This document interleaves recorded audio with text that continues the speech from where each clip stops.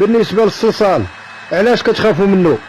الخوف ماشي من الصلصال، الخوف انك تحفر في واحد البلاصه اللي هي اصلا ما فيهاش الماء. الى البلاصه فيها الماء واخا يكون الصلصال ما كاين مشكل. خاصك اشنو خصك دير؟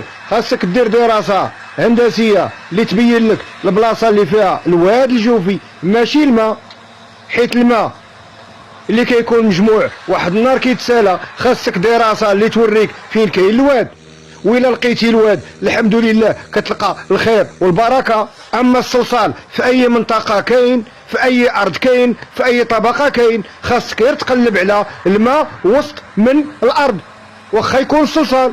غير هو الصلصال ملي تيكون تيفرض عليك انك خصك تخدم وسط القادوس. ونصيحتي الدائمه بالنسبه اللي غادي يحفر في شي بلاصه ومتاكد بانه عنده فيها الصلصال كتير، عليه بالخدمه بالصوندا ويخدم وسط القادوس. لان ملي كتكون خدام وسط القادوس، القادوس كيحمي لك البير من الرياد. الا كاين الصلصال ولا كاينه التلغه باذن الله ما غيوقع والو للبير، وغتستافدوا ان شاء الله من دوك المياه ديال البير، سواء كنتو خدامين على المياه السطحيه او لا على المياه الجوفيه.